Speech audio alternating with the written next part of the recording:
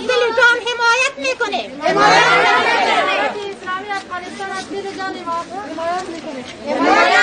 ما زنان مسلمان از دموکراسی و آزادی غرب بیزاریم و هیچ وقت نمیخواهیم. زنده باد اسلام عزیز و متداوم و همیشه باد امارت اسلامی افغانستان.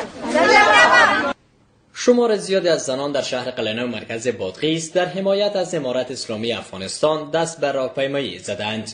این زنان که بیشترشان فعالان حقوق زن، آموزگاران مکاتب و مدارس دینی اند، صبح امروز با حضور در جاده‌های شهر قلعه‌نو خواستار استقرار نظام اسلامی شدند. در این راهپیمایی شعارهای علیه دموکراسی و در حمایت از نظام اسلامی سر داده شد. زنان با شعارهای ما از دموکراسی و آزادی غرب بیزاریم و از نظام اسلامی حمایت میکنیم جاده‌های شهر قلعه‌نو را پیمودند. ما زنان مسلمان افغان کشور از زنان از امارت اسلامی افغان حمایت نمودیم. مطابق به حکم شرعی اسلامی و جامعه اسلامی و لباس اسلام و چیزی که امروز میبینیم با گذاشته ما با افغان‌ها که بودیم بیشتری حالت بادغیس به جامعه اسلامی خوشکار بودن و خوشدار هستن. زه د بادغیس د ولایت د ښځو په نمایندګۍ یو تن د افغانستان د ښځو په نمایندګۍ یو تن مېرمنه یم.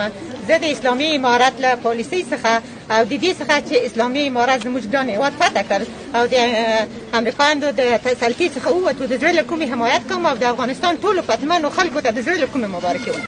زنان میگویند از فرهنگ غرب خسته شدند و خوشحالند که نظام اسلامی روی کار آمده است. قندگل صدیقی یکن از این زنان میگوید از بی‌حجابی و بی‌نظمی خسته شده است و میخواهد تا در زیر پرچم امارت اسلامی از یک زندگی آرام و آبرومندانه برخوردار باشد.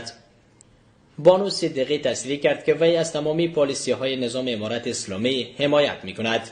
زنان که در حمایت از نظام اسلامی در جاده‌های شهر قلعه‌نو بیرون شدند، از سایر زنان در سراسر کشور خواستند تا پشتیبانیشان را از نظام اسلامی اعلام نمایند. ما از امارت اسلامی افغانستان حمایت میکنیم.